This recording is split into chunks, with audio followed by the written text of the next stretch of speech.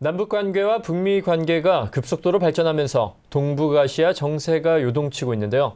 이런 가운데 곧 있으면 북미 정상회담이 열리는 싱가포르에선 아시아 안보회의가 열렸습니다. 이번 시간에는 싱가포르에서 현장 취재를 하고 돌아온 오상현 기자와 제17차 아시아 안보회의 이야기를 나눠보도록 하겠습니다. 오상현 기자, 안녕하십니까? 네, 안녕하십니까? 네, 더운 날씨인데 잘 다녀오셨습니까? 네, 잘 다녀왔습니다. 네네. 이 북미 정상회담이 열릴 이 싱가포르, 전 세계가 주목하고 있는데요. 네. 이 싱가포르 현지 분위기 어땠습니까?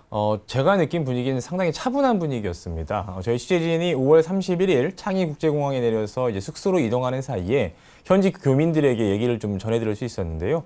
아시아뉴스에서 한두 건 이 북미 회담과 관련한 실무회담 얘기를 전하는 정도라면서 싱가포르 현지 주민들은 별 동요 없이 지낸다라고 이렇게 저에게 얘기를 했습니다. 네. 다만 이 회담 장소로 거론되는 몇몇 호텔이나 북미 실무회담이 열렸던 호텔의 경우에는 다소 보안이 강화된 것을 확인할 수 있었습니다. 네, 그럼 우선은 이 아시아 안보회의가 어떤 회의인지 좀 소개해 주시겠습니까? 네, 아시아 안보회의, 일명 샹그릴라 대화라고 불리는 회의인데요. 영국에 본사를 둔 국제전략문제연구소가 아시아 태평양 지역에 정례적인 국방장관 회의체가 없는 점을 착안해서 이 지역에서 국방 군사 최고위급 협의체를 설립하고자 하는 취지에서 지난 2002년 시작하게 됐습니다. 샹그릴라 대화는 아태 지역과 유럽 지역의 국방부 장관, 고위 관료, 또 민간 안보 전문가 등이 참가하는데요. 국방정책과 안보 현안에 대해 의견을 교환하는 준정부 차원, 이른바 1.5트랙의 다자간 안보 협의체입니다. 우리나라는 이 회의에 2002년과 2003년에는 군비 통제관이 참가를 했고요.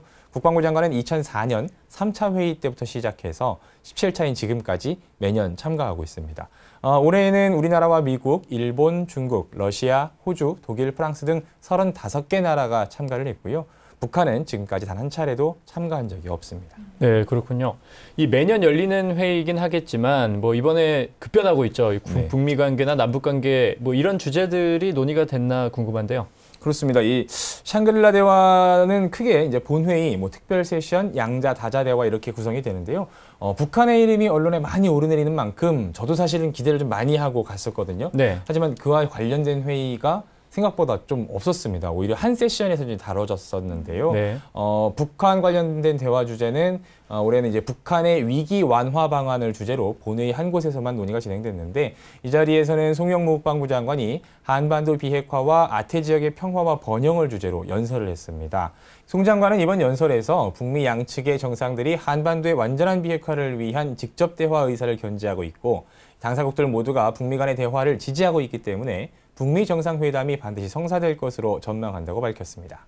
우리 국민들은 물론 국제사회 전체는 트럼프 대통령과 김정은 위원장이 한반도의 완전한 비핵화와 항구적 평화 정착을 위해 세계세에 남을 역사적 합의를 이룰 것이라 기대합니다.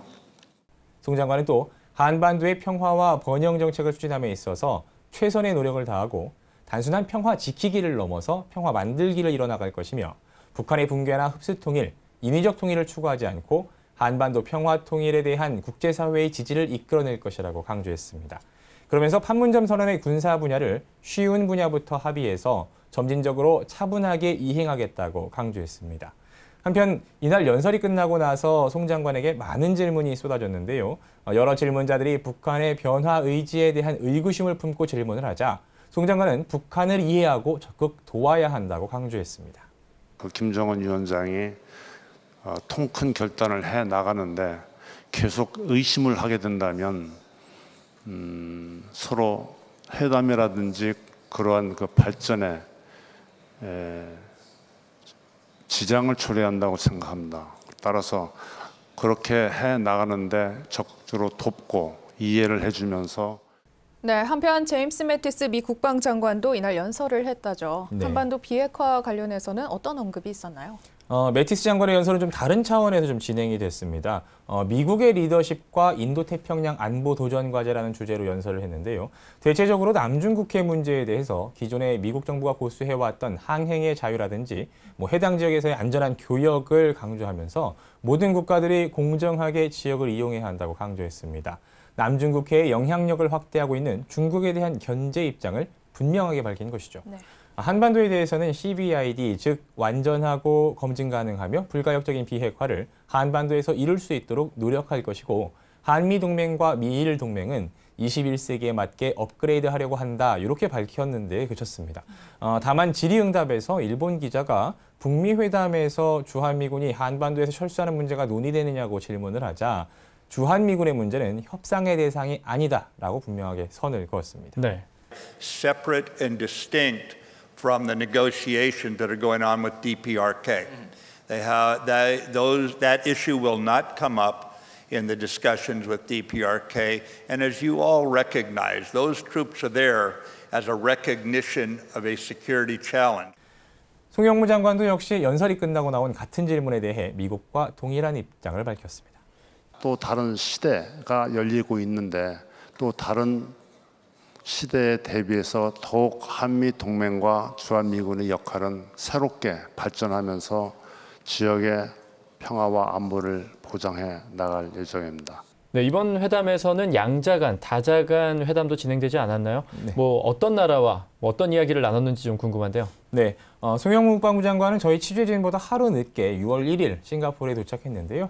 오후 2시쯤 도착을 해서 가장 첫 일정으로 리차드 스펜서 미 해군성 장관과 단독 회담을 진행했고요. 이어서 오후 3시 15분께는 한중 양자 대담을 했습니다. 우리나라로 따지면 한국국방연구원과 국방과학연구소를 합쳐놓은 중국의 군사과학원 부원장과 면담을 했는데요.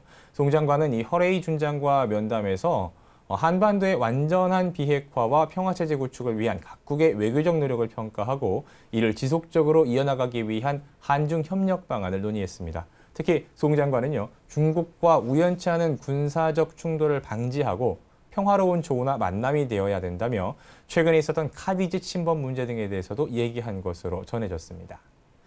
이튿날인 6월 2일에는 앞서 말씀드린 것처럼 본회의에 참석해서 연설을 했고요. 그 이후에 영국과 호주 등 주요 국가들과 양자회담을 계속 이어갔습니다.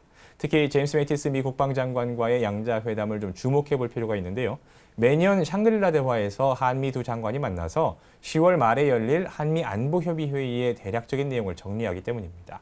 한미 국방장관 회담에서 양 장관은요, 남북 간 군사적 긴장 완화와 신뢰 구축 방안들을 추진하는 모든 과정에서 한미 연합 방위 태세를 굳건하게 유지해 나갈 필요가 있다고 강조하면서 이와 관련해서 미 측과 긴밀하게 소통할 것을 확인했습니다. 매티스 장관은 한반도 안보 상황의 변화와 무관하게 대한민국에 대한 미국의 철통 같은 방위 공약은 지속적으로 유지될 것임을 재확인하면서 주한미군도 현 수준의 전력을 지속적으로 유지할 것이라고 했습니다. 아울러 CBID를 달성하기 위해서 외교적 조치를 군사적으로 지원하기 위한 노력을 지속해 나갈 것이라고 강조했습니다. 이어서 양 장관은 동맹의 능력 확보와 전략 문서, 작전 계획의 발전 등 전자권 전환 준비에 있어서 중요한 진전이 이루어지고 있음을 주목하면서 향후 전자권 전환에 필요한 조건을 조기에 구비할 수 있도록 협력을 강화해 나가기로 했습니다. 또 북미 정상회담에 대해서도 우호적인 여건을 국방 차원에서 이렇게 조성하면서 뒷받침할 수 있도록 양국 장관 간의 소통과 공조를 더욱 강화해 나가기로 합의했습니다. 네, 한미일 3국의 국방장관 회담도 열렸다고 전해드렸는데요. 어떤 대화가 오갔나요? 한미일 3국, 즉 송영무 국방부 장관과 제임스 매티스 국방부 장관 그리고 일본의 이스누리 오노데라 방위 대신 이렇게 3명이 3일 오전에 만났는데요. 삼국 장관은 이 자리에서 한반도의 평화와 번영, 통일을 위한 판문점 선언을 포함해서 최근 2차례의 남북 정상회담 결과를 환영하고 이를 통해 조성된 긍정적 변화가 북미 정상회담에 좋은 여건을 조성하고 있다고 평가했습니다. 삼국 장관은 또 다가오는 북미 정상회담이 한반도나 영내 평화와 안정을 위해 안보와 인도주의적 우려 사안들을 포괄적으로 해결해 나가는 데 기여하기를 희망하면서 이를 위해 삼국 간 안보 협력을 강화해 나가기로 했습니다. 대화는 자연스럽게 북한의 비핵화 얘기로 흘렀는데요. 우선 최근 북한의 핵과 탄도미사일 실험 중단 발표와 풍계리 핵실험장 폐기 조치를 환영했습니다. 삼국 장관은 CBID, 즉 그러니까 완전하고 검증 가능하며 불가역적인 한반도 비핵화를 추구하는 현재의 외교적 노력을 지원하는 데 있어서 단합을 유지하자고 했습니다. 또 관련한 모든 유엔 안보리의 결의를 지속적으로 이행한다는 데 의견을 같이 했습니다. 그러면서 북한이 국제적 의무를 완전히 준수한다면 북한 주민들의 안전과 번영이 획기적으로 증진될 것이라고 강조했습니다. 한편 삼국 장관은 이번 샹그릴라 대화의 주요 화두였던 남중국해 문제에 대해서도 대화를 나눴는데요. 남중국해 지역에서 보편적인 국제법의 원칙에 따라서 항행과 상공 비행의 자유가 보장돼야 하고 모든 분쟁이 평화적으로 해결되어야 한다는 점을 재확인했습니다. 또 영내 국가 간 군사적 신뢰 구축이 중요하다는 데 의견을 같이 하고 이를 제도화하기 위한 협력을 강화해 나가기로 했습니다.